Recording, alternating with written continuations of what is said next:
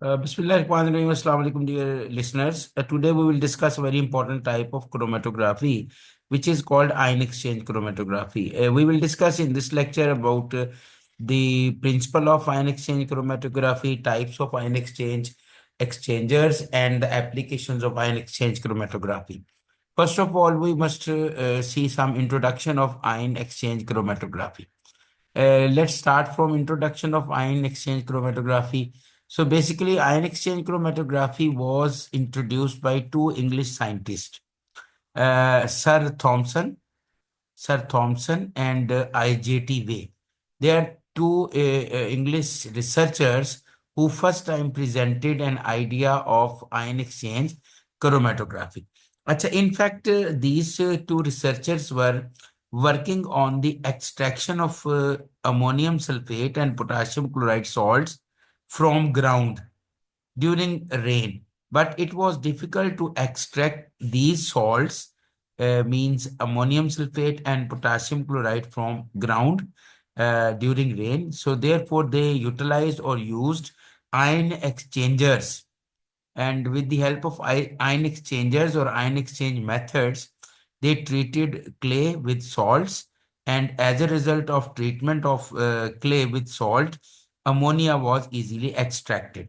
So they got the idea that ion exchangers can be used for the extraction of ions from various samples. So basically this was the basis of ion exchange chromatography. Basically, if we talk about ion exchange chromatography in detail, then we will come to know that ion exchange chromatography is basically a chromatography that can be used for the separation of ions or separation of polar molecules. And this separation of ions and polar molecules is based upon the attraction or affinity of these ions or polar molecules with ion exchange resins. Basically, ion exchange resins are stationary phases that can be used in ion exchange chromatography.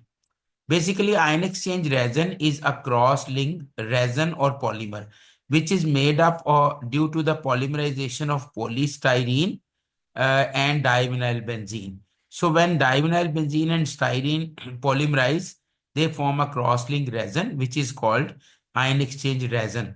And after this ion exchange resin is coated with positive or negative ions. So it means that the ion exchange resin can be of two types: cation exchange resin and anion exchange resin. We will discuss the details of cation and anion exchange resin later on. So first of all, keep this thing in your mind that the sample ions and polar molecules exchanges themselves with the ions which are attached with the resins. So they bind to the resin. Those ions, sample ions or polar molecules which bind strongly to the resin will elute later, and those ions or polar molecules which bind weakly to the resin will elute earlier from the column. So this is the basic principle of ion exchange chromatography. Now I will talk about the type of ion exchange resins. As I have told you that there are two types of ion exchange resins: cation exchange resin and anion exchange resin. Okay, cation exchange resin and anion exchange resin. These are the two types of ion exchange resins. Basically, cation exchange resins are used for cation exchange, for the exchange of cations, yani the samples which contain cations, while the anion exchange resins are used for the exchange of anions, yani means that the sample which contain anions. We will discuss these resins in detail. First of all, cation exchange resin. Basically cation exchange resin जो है that is high molecular weight cross link polymer, जिसके ऊपर sulphonic acid group की, carboxylic acid group की या phenolic group की जो है वो का ये पॉलीमर होगा। ठीक है ना जी। ये इंटरनल पार्ट होगा रेजन का, और इसके ऊपर सोडियम के आयंस की कोटिंग की होगी। कैटाइन एक्सचेंज रेजन के ऊपर बेसिकली सोडियम या पॉजिटिव आयंस की कोटिंग होती है। अच्छा, ये चीज याद रखिए, जब हम कैटायन एक्सचेंज रेजन को सॉल्यूशन के अंदर प्लेस करते हैं, ठीक है, तो जो हमारे रेजन के कैटाइंस होते हैं वो सैंपल के या सॉल्यूशन के कैटाइंस के साथ एक्सचेंज होना शुरू हो जाते हैं। एज आई टोल्ड यू कि जब आपके सैंपल के कैटाइन जो है वो रेजन के साथ अटैच हो जाएंगे, और आपके जो रेजन्स के आइंस हैं वो सॉल्यूशन में चले जाएंगे। ठीक है। अच्छा, strong acid cation exchange resin जो है उनमें सल्फोनिक एसिड ग्रुप अटैच होते हैं रेजन के साथ, जबकि जो weak acid cation exchange resin होते हैं उनमें कार्बोक्सिलिक एसिड जो है वो अटैच होता है पॉलीमेरिक रेजन के साथ। अब देखिए, you can see here the exchange phenomena. For example, this is the structure of resin, and these are the cations in solution. When the exchange will take place, hydrogen will go into solution and the positive ions will attach to the resin. So these positive ions are basically your sample ions, cations, which you want to separate. And those positive ions which are strongly bind to the resin will elute later, and which are weakly bind to the resin will elute earlier. So this is basically the working of cation exchange resin. Now we'll talk about the anion exchange resin. Anion exchange resin is similarly high molecular weight cross-linked polymer. इसके अंदर जो polymer के ऊपर जो groups मौजूद होते हैं वो प्राइमरी, सेकेंडरी, टर्शियरी या क्वाटरनरी अमाइनो ग्रुप्स होते हैं। यानी जो रेजन होगा उसके ऊपर primary, secondary, tertiary, quaternary amino groups मौजूद होंगे जो कि पार्ट ऑफ द रेजन होंगे, और उसके ऊपर इक्विवेलेंट नंबर ऑफ एनाइंस भी प्रेजेंट होंगे। अब ये ध्यान में रखिए कि सिमिलरली जिस तरह हमने कैटायन एक्सचेंज रेजन पढ़ा है कि कैटायन एक्सचेंज रेजन के में सल्फोनिक एसिड ग्रुप होता है, कार्बोक्सिलिक एसिड ग्रुप होता है, और डिपेंडिंग अपॉन दैट वो स्ट्रॉन्ग या वीक कैटायन एक्सचेंज रेजन होता है। इसी तरह जो एनाइन एक्सचेंज रेजन होते हैं वो भी वीक एनाइन एक्सचेंज रेजन और स्ट्रॉन्ग एनाइन एक्सचेंज रेजन होते हैं। ठीक है। यूजुअली जो स्ट्रॉन्ग एनाइन एक्सचेंज रेजन होते हैं उनमें क्वाटरनरी अमोनियम ग्रुप जो है वो प्रेजेंट होता है। अच्छा, ये जो कैटायन एनाइन एक्सचेंज रेजन है उनको जब हम सॉल्यूशंस में रखेंगे तो जो हमारे सॉल्यूशंस के अंदर एनाइंस हैं वो इस रेजन के एनाइंस के साथ एक्सचेंज होना शुरू हो जाएंगे, और रेजन के एनाइंस जो हैं वो सॉल्यूशन में चले जाएंगे। अब जितने जो एनाइन स्ट्रांगली अटैच होगा रेजन के साथ वो कॉलम में बाद में ल्यूट होगा, और जो वीकली अटैच होगा वो पहले ल्यूट हो जाएगा। ठीक है। तो as I told you that anion exchange resin is also of two type, weak anion exchange resin and strong anion exchange raisin. ठीक है जी, तो ये आपने याद रखना है। इसी तरह से एक्सचेंज होती है, और एनाइन जो है वो सोल्यूशन के अंदर जो है वो चले जाते हैं जो रेजन के साथ अटैच होते हैं। लेट्स सी, देखें, this is basically the structure of anion exchange resin. इसमें यू कैन सी हियर कि हाइड्रोक्सिल आयन जो है वो एनाइन एक्सचेंज रेजन के साथ अटैच्ड है, और बेसिकली यहाँ जो सैंपल है, सैंपल के अंदर HCl है या क्लोराइड आयन है। तो व्हाट विल हैपन कि क्लोराइड आयन एक्सचेंज होंगे, हाइड्रोक्सिल आयन सोल्यूशन में चले जाएंगे। Hydroxyl ion when go into solution वो हाइड्रोजन के साथ मिलकर वाटर बना लेंगे, और जो क्लोराइड आयन है या कोई और एनाइन है वो इस रेजन के साथ अटैच हो जाएंगे। जितने स्ट्रांगली रेजन के साथ वो अटैच होंगे उतनी देर के बाद वो उस कॉलम में से एल्यूट होंगे, और जितनी वीकली अटैच होंगे वो उतनी जल्दी कॉलम में से एल्यूट हो जाएंगे। This the same thing can be seen in this diagram.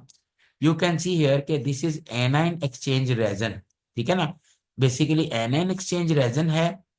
ठीक है जी, एनाइन एक्सचेंज रेजन है, and this is cation exchange resin. You can see here कि जो एनाइन एक्सचेंज रेजन है उसका जो इंटीग्रल पार्ट है दैट इज पॉजिटिव, और उसके ऊपर नेगेटिव आइंस आर देयर। ठीक है ना, नेगेटिव आइंस आर देयर। ये नेगेटिवली चार्ज एनालाइट जो होगा वो जब आएगा तो वो इस नेगेटिव आयन के साथ एक्सचेंज कर जाएगा। ठीक है, यानी फॉर एग्जांपल ये हाइड्रोक्सिल आयन के साथ नेगेटिव चार्ज जो है जो सैंपल का होगा वो एक्सचेंज कर जाएगा, और वो इस एनाइन एक्सचेंजर के ऊपर अटैच हो जाएगा। जितना स्ट्रांगली अटैच होगा उतनी देर के साथ वो कॉलम में से एल्यूट होगा। सिंपली जो कैटायन एक्सचेंज रेजन होता है उसका इंटीग्रल पार्ट नेगेटिव होता है, और उसके ऊपर कैटाइंस की कोटिंग होती है। ठीक है ना। जो पॉजिटिवली चार्ज एनालाइट होता है, कैटाइंस होते हैं, वो इस नेगेटिव सरफेस के साथ अटैच हो जाते हैं। कुछ स्ट्रांगली अटैच होते हैं, कुछ वीकली अटैच हो जाते हैं। जो स्ट्रांगली अटैच होंगे वो कॉलम में से लेट एल्यूट होंगे, और जो वीकली अटैच होंगे वो जल्दी एल्यूट हो जाएंगे। तो this is how the exchange takes place. और इस कैटाइन एक्सचेंज रेजन के ऊपर जो हमारा कैटाइन्स लगे होंगे, जो इस कॉलम का हिस्सा होंगे, रेजन के साथ अटैच होंगे, वो सॉल्यूशन में चले जाएंगे। जैसे हमने ऊपर इक्वेशन में भी आपको बताया कि H पॉजिटिव आयंस जो हैं दे गो इनटू सॉल्यूशन, और जो M पॉजिटिव आयंस हैं वो get attach to the cation exchange resin. So therefore it is called as ion exchange. ये आयन एक्सचेंज हो रही है बेसिकली। और जितना स्ट्रांगली आयन या पोलर मॉलिक्यूल अटैच हो रहे हैं कॉलम में, उतनी देर वो कॉलम के अंदर रिटेन होंगे, और जो वीकली अटैच होंगे वो जल्दी कॉलम से बाहर एल्यूट हो जाएंगे। Now we'll talk about the applications of ion exchange chromatography. You can see there are a lot of application of ion exchange chromatography both in analytical chemistry, in medicinal chemistry, in drug analysis, etc. First of all, we talk about the analysis of amino acids. You know very well that there are 20 different types of amino acids. So you can see here that we can do the analysis, routine analysis of amino acids with the help of ion exchange chromatography. The 20 principal amino acids from the blood serum or from the hydrolysis of proteins can be separated through ion exchange chromatography. Okay, ji? And we can also determine their concentration by spectroscopic method. Okay, so you can see here diagram and I can explain it. देखिए जी, हमारे पास यहाँ पे है ये गौर कीजिएगा, positively charge protein binds to the negatively charge beads. हमारे पास रेजन के बीड्स हैं जो नेगेटिवली चार्ज हैं, और उसके साथ पॉजिटिवली चार्ज प्रोटीन जो है वो बाइंड करेगी। ये प्रोटीन्स की सेपरेशन के हवाले से हम बात कर रहे हैं, ठीक है ना। और अब डेफिनेटली अगर प्रोटीन के मॉलिक्यूल के ऊपर पॉजिटिव चार्ज है, तो वो नेगेटिवली चार्ज जो बीड्स हैं उनके साथ अटैच हो जाएगी, वो कॉलम के अंदर हेल्ड हो जाएगी। और जो नेगेटिवली चार्ज प्रोटीन्स हैं वो सेपरेट हो जाएंगी, वो अटैच नहीं होंगी इस रेजन के साथ, तो वो कॉलम से जल्दी एल्यूट हो जाएंगी। So we can separate positive and negative proteins through this method. Then अगर हम यहाँ पे बात करें अमाइनो एसिड्स की, तो कुछ अमाइनो एसिड्स पॉजिटिवली चार्ज होते हैं, कुछ नेगेटिवली चार्ज होते हैं। तो इनकी सेपरेशन के हवाले से हम बात करते हैं। अब हमारे पास है mixture of amino acid, we have positive as well as negative amino acids, and we have an immobilized cation surfaces, यानी we have a resin जिसके ऊपर cations लगे हुए हैं। तो अब ये what will happen, क्या होगा कि जब हम इस मिक्सचर ऑफ अमाइनो एसिड्स को इस कॉलम में से गुजारेंगे, तो जो नेगेटिवली चार्ज एनाइंस हैं वो इन कैटाइंस के साथ अटैच होना शुरू हो जाएंगे, यानी नेगेटिवली चार्ज जो अमाइनो एसिड्स हैं वो इस कॉलम के अंदर हेल्ड हो जाएंगे, और पॉजिटिवली चार्ज जो अमाइनो एसिड्स हैं वो कॉलम से बाहर जल्दी उन फ्लो हो जाएंगे, यानी अल्यूट जल्दी हो जाएंगे। ठीक है, तो यू कैन सी हियर, देखते हैं कि जो नेगेटिवली चार्ज अमाइनो एसिड्स हैं वो इस इमोबिलाइज्ड कैटाइन सरफेस के साथ अटैच हो गए हैं, और जो पॉजिटिवली चार्ज हैं वो जो हैं इस कॉलम के साथ अटैच नहीं हुए हैं, वो अल्यूट हो गए हैं इस कॉलम में से। ठीक है ना। So we can easily separate the positively charge amino acids from the negatively charged amino acids with the help of these columns। ठीक है। अच्छा, इसमें भी देखें जो नेगेटिवली चार्ज अमाइनो एसिड्स हैं, कुछ स्ट्रांगली अटैच हुए हैं, कुछ वीकली अटैच हुए हैं। जो स्ट्रांगली अटैच होंगे वो बाद में एल्यूट होंगे कॉलम में से, और जो वीकली अटैच हुए हैं वो जल्दी एल्यूट हो जाएंगे। So we can easily separate the negatively charge amino acids as well, यानी we can separate positively as well negatively charge amino acids, और उसके बाद जो नेगेटिवली चार्ज अमाइनो एसिड्स हैं हम उनकी भी सेपरेशन कर सकते हैं। So ion exchange method is very efficient in separation of various types of amino acids. You can see here through this diagram. Now I will talk about the second application of ion exchange chromatography. देखें, nucleic acids जो होते हैं उनकी hydrolysis के हवाले से इसकी application है। आयन एक्सचेंज क्रोमेटोग्राफी जो है वो न्यूक्लिक एसिड्स के जो हाइड्रोलाइज्ड प्रोडक्ट्स होते हैं उनको एनालाइज करने में बहुत हेल्पफुल होती है। अच्छा, इसके जरिए से हमें जो मॉलिक्यूल्स होते हैं जेनेटिक मॉलिक्यूल्स, उनके स्ट्रक्चर्स के बारे में भी पता चलता है, उनके बायोलॉजिकल फंक्शंस के हवाले से भी पता चलता है। और पर्टिकुलरली जो डीएनए की प्योरिफिकेशन का प्रोसेस है, उसमें भी ये टेक्निक यानी आयन एक्सचेंज क्रोमेटोग्राफी यूज हो सकती है।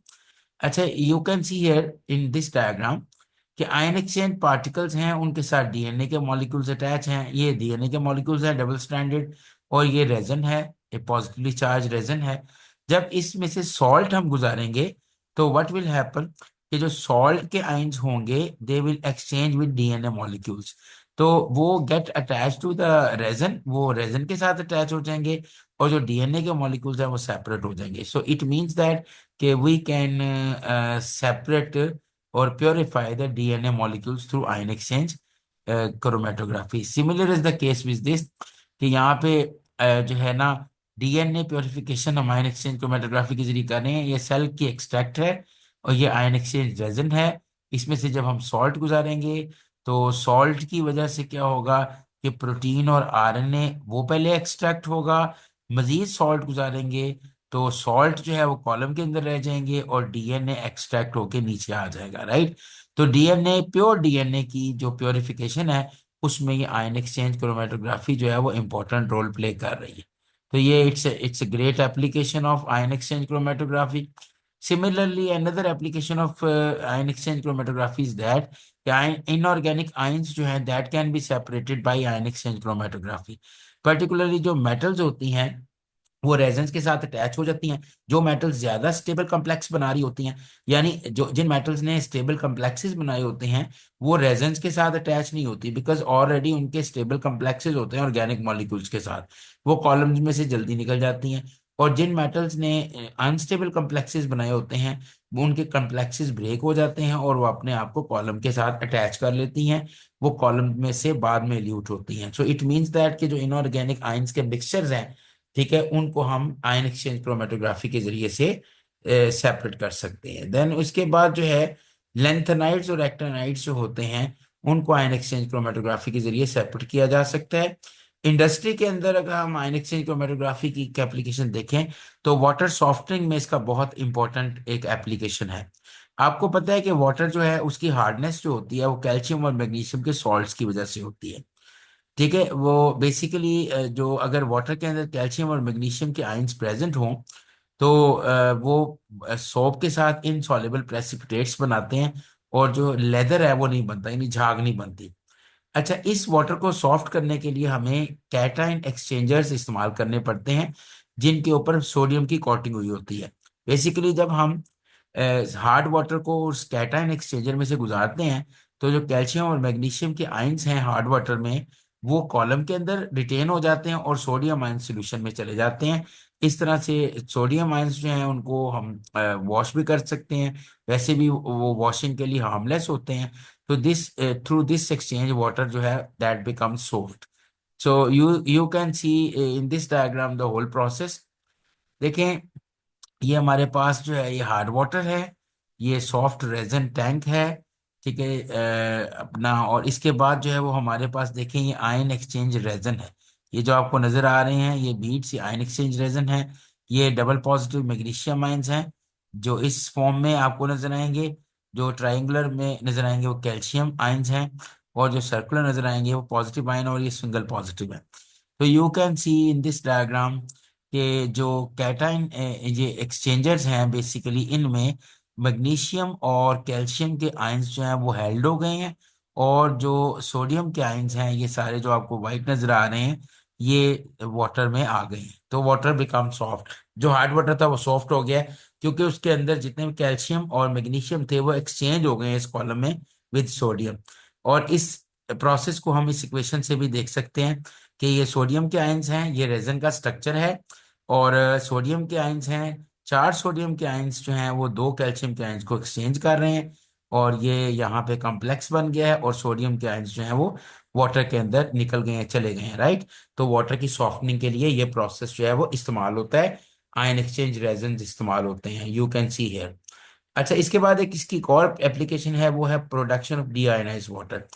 देखिए, बेसिकली डीआयोनाइज वाटर वो वाटर होता है जो लैब में हमें चाहिए होता है, जिसमें हर तरह के आयंस को हम रिमूव कर चुके होते हैं, ठीक है ना जी। तो ये चीज आप ध्यान में रखिएगा कि डी आयनाइज वाटर की प्रोडक्शन के लिए आयन एक्सचेंज मेथड जो है वो इस्तेमाल किया जाता है।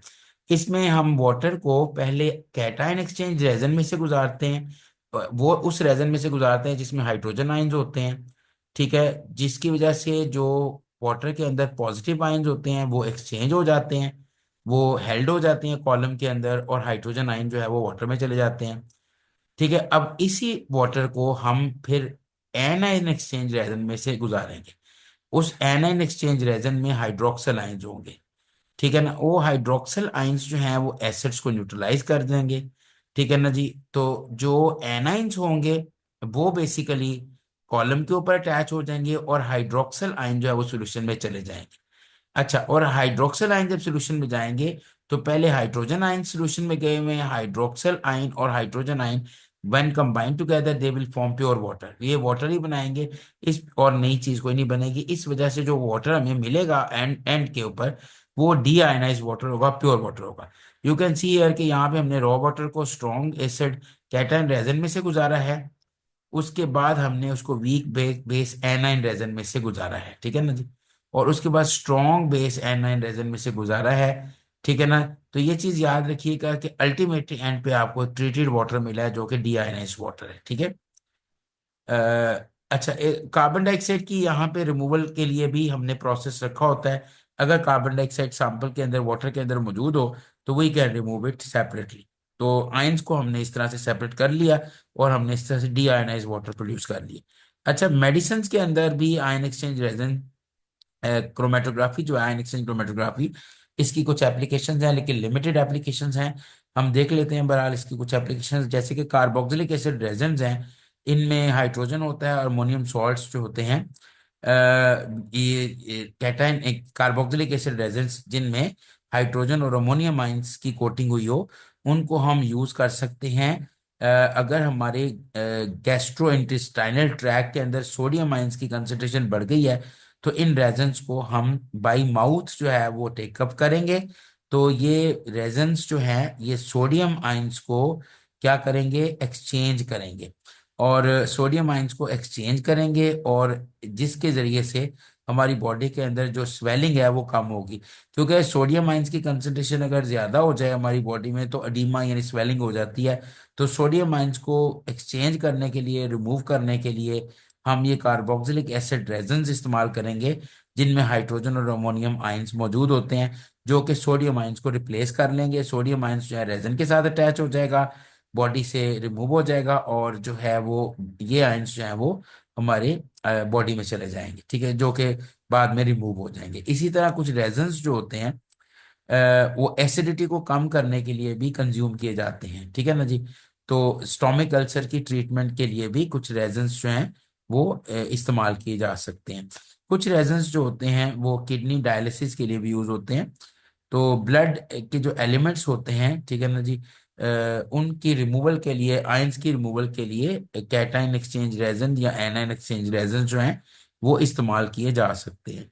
तो ये है इनकी मेडिसिनल यूज। इसी तरह आयन एक्सचेंज क्रोमेटोग्राफी जो है वो फार्मास्यूटिकल ड्रग्स की स्टेबिलिटी और सॉलेबिलिटी को इम्प्रूव करने के लिए इस्तेमाल होती है। यू कैन सी हियर, देखिए यहाँ पे एक डायग्राम जो है वो देख सकते हैं कि बेसिकली हमारे पास ये रेजन है, ये फॉस्फेट के मॉलिक्यूल है, ये सिलिसाइलेट है। ठीक है।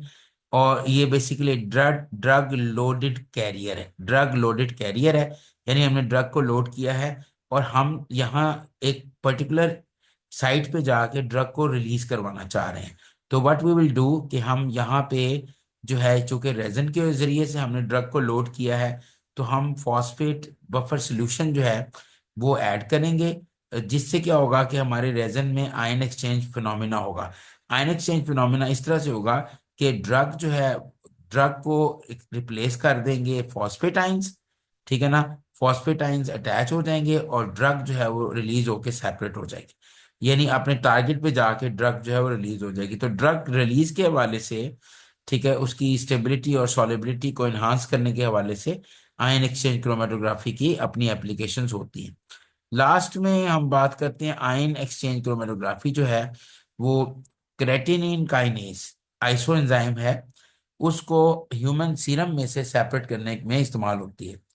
ठीक है ना जी। और ये बेसिकली ह्यूमन सीरम जो होता है, ये ब्लड का वो सैंपल होता है जिसमें हमने प्लाज्मा में से जो है वो फाइब्रिनोजन प्रोटीन को सेपरेट किया हो। ठीक है ना जी। और इसी तरह टिश्यूज में से भी ये क्रिटीन काइनेज एंजाइम को सेपरेट करने के लिए आयन एक्सचेंज क्रोमेटोग्राफी इस्तेमाल होती है।